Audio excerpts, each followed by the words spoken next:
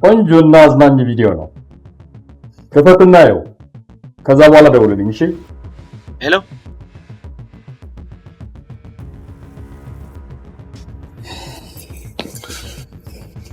ምንድን ነው የምሰማው? ሲምባ ደውሎልኝ እኮ ተፈራ አዲስ ቪዲዮ ልኳል አለ።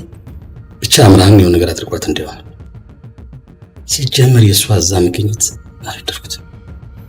ድራማችንን አቆብናል ማለት ነው። የምን ድራማ? ቤተሰብ ያጠገብ እንዳደርስ ብዬ ላስፈራሩ ቤት ድረስ ሄጄ ነበር። ምን ዳዶ ነገር ቢያደርግስ? ይህ ምን መዳፈር ነው? እስኪ መጀመሪያ ቪዲዮ ምናልባት እኮ ስለ አምራን ላይሆን ይችላል አይደል? አልገባኝም። ቆይ ስለምን ድራማ ነበር እያወራ ያለው? ነው ይህንን ቪዲዮ ካየን በኋላ ይደርሰው።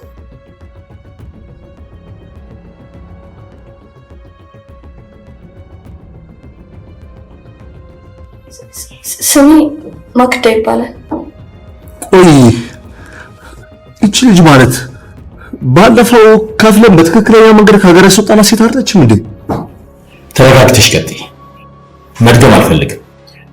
እናም ደጉ አባቴ አቶ ተፈራ ሁሉ ነገር እያመቻቸልኝ ነው።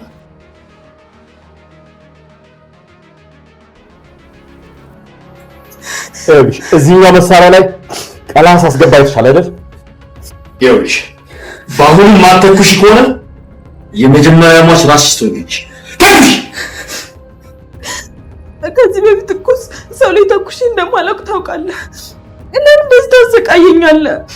ምክንያቱም ጠላትሽ ላይ እንድትጨክኝ ሰው መግደል ተማሪ።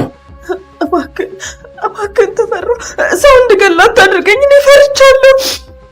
ይኸውልሽ ፍርሃትሽ እንዲጠፋ ግደያት፣ እንደ ጠላትሽ ያት። ፍቅሬንና ልጄን ያሳጣችኝ ወይዘሮ ዝናሽ ናት እንጂ እሷ ምን አደረገችኝ? እንደሷ ስሚና ተኩሽባት፣ ተኩሽባት።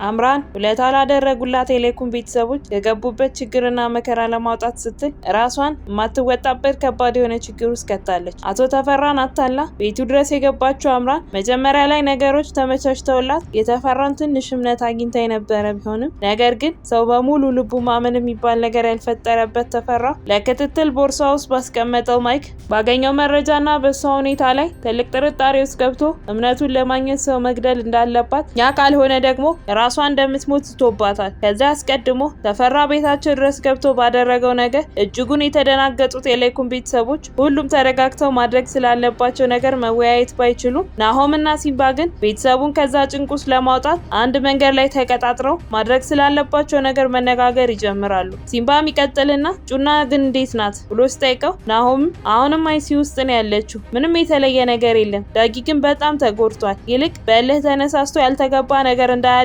አጠገቡ እንድትሆን ስለፈለኩ ነው አንድን የጠራሁ ብሎ ሲለው ሲምባ እሱ አታስብ፣ ያ ከንቱ ግን ለሁለተኛ ጊዜ እጁን ያገኛል ብሎ መዛት ሲጀምር ናሆምም ተረጋጋ እንጂ ሲምባ፣ ድንገት በተፈጠረ ነገር ሁላችንም ስሜት ውስጥ እየገባን ያለን ይመስለኛል፣ ያ ደግሞ ለቤተሰባችን አደጋ ነው ብሎ ሲለው ሲምባ ናሆም እሱን ለፍርድ ለማቅረብ እጃችን ላይ የጽሁፍም ሆነ የቪዲዮ ማስረጃ አለን፣ ተመልከት፣ ግን ምንም ማድረግ አልቻልንም፣ ጉልበት ከመጠቀም ውጪ ሌላ አማራጭ ያለን አይመስለኝም ብሎ ሲለው ናሆምም አዎ ልክ ነህ፣ ግን ደግሞ ለሱም ቢሆን የተሻለ እቅድ ያስፈልገናል እያልኩህ ነው። ስሜታዊ ሆነ ቤተሰባችንን የማይሆን ነገር ውስጥ ከምንከት የተሻለ መንገድ መጠቀም መቻል አለብን ይለውና ተስማምተው ወደ የስራቸው ይበታተናሉ። በዛን ሰዓት ተፈራ ቤት ውስጥ ለብቻው ቆሞ ባለበት እነ ላይኩን ያስመለጧት ልጅ በፍጥነት ጉልበት ስር ወድቃ ተንበርክካ መለመን ትጀምራለች። እባክህ ጌታዬ፣ እባክህ ይቅር በለኝ፣ ለቤተሰቤ አንድ ልጅ ነኝ፣ የእነሱን ህይወት ለመቀየር አስቤ ከሀገር ለመውጣት ነው ወደዚህ የመጣሁት ብላ ስትለው ተፈራ አይዞሽ የኔ ልጅ ተነሺ፣ እኔ ምንም አላደርግሽም ብሎ ሲላት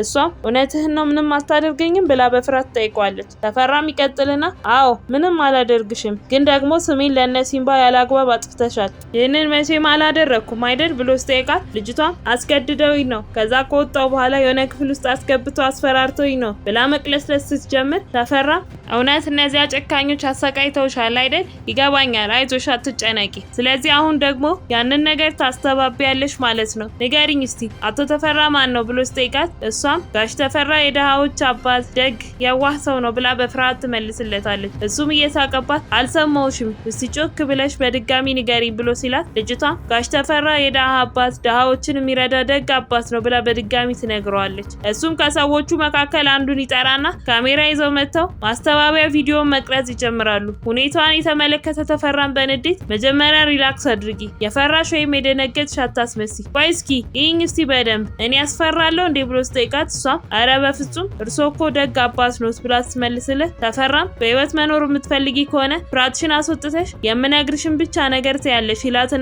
ተስማምቶ ቪዲዮ መቅረጽ ይቀጥላሉ። በዛን ሰዓት አምራንና ፋኑኤል ተገናኝተው እያወሩ ነበር። እሷም ትቀጥልና የኔ ውድ ግን ደህና ነህ? በጣም የተረበሽክ ትመስላለህ ብላ ስጠይቀው ዶክተር ፋኑኤልን ደህና አይደለሁም፣ በፍጹም ደህና መሆን አልችልም ብሎ ሲመልስላት እሷም በድንጋጤ ቆይ ምን ተፈጥሮ ነው? በሰርጉ ምክንያት ነው እንደዚህ እየተጨነቅ ያለው ብላ ስጠይቀው እሱም አይደለም ዛሬ ወደ ሆስፒታላችን አንዲት እድሜዋ ወደ 18 አካባቢ የሚጠጋ ልጅ ለመታከም መታ ነበር። በጣም ደክማ ለሞት ከጫፍ ደርሳ ነው የመጣችው። አንደኛው ኩላሊቷ ወጥቶ በስነ ስርዓት እንኳን አልሰፉላትም ነበር ብሎ ሲላት አምራን በድንጋጤ ምን የምርህን ነው ፋኑ ብላ ስጠይቀው እሱ ለመስማት ይከብዳል አይደል? አንደኛውን ኩላሊት ካወጡ በኋላ በስነ ስርዓት እንኳን አልተንከባከቧትም። እኔ በጣም እርግጠኛ ነኝ ይሄ ስራ ተፈራ የሚባለው ሰውዬ ሰራው ይመስለኛል። በጣም ነው የተናደድኩት። የዛችን ልጅ ህይወት ማዳን ባልችል እንኳን ከዚህ በኋላ የሌሎችን ህይወት መታደግ አያቅተኝም ብሎ ሲላት አምራንም ያልከው ሁሉም ነገር ትክክል ነው፣ ግን ደግሞ አንተ ዶክተር ነህ፣ ከወንጀለኞች ጋር ስትጋፈጥ ብዙ ታካሚዎችን ትጎዳለህ፣ በፍጹም አንተ ከነሱ ጋር መጋፈጥ የለብህም ብላ ብትለውም ፋኑኤል ግን ሊሰማት ፈጽሞ ፍቃደኛ አልነበረም። በዛን ሰዓት ላይ ተፈራና ጋርዱ እያወሩ ነበር። ተፈራም ይቀጥልና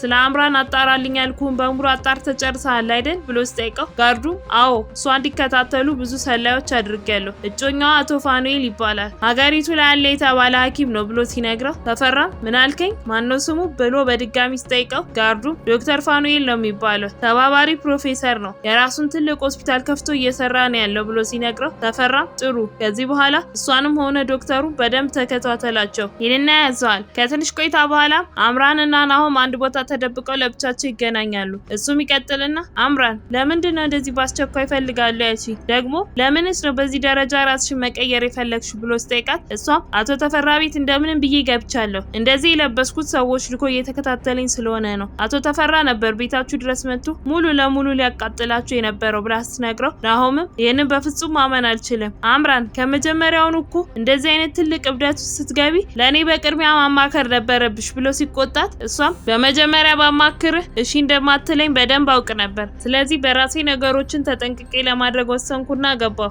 አንተ መጨነቅ አይጠበቅብህም። በምንም አይነት ሁኔታ ሊያውቅ አይችልም ብላ ስትለው ናሆምም ተይ እንጂ አምራን ሰውዬው እኮ እንደዚህ በቀላሉ የሚሸወድ የዋዛ ሰው አይደለም። ተፈራ ህፃናትን ወደ ውጭ ወስዶ የሚያክም አስመስሎ በህፃን አሻንጉሊት ውስጥ እጽ እያዘዋወረ የሚነግድ አደገኛ ሰው ነው። ይሄ ብቻ አይደለም ሴቶችን ወደ አረብ ሀገር ወስዳለሁ እያለ አካላቸውን አውጥቶ የሚሸጥ ጨካኝ ሰው ነው።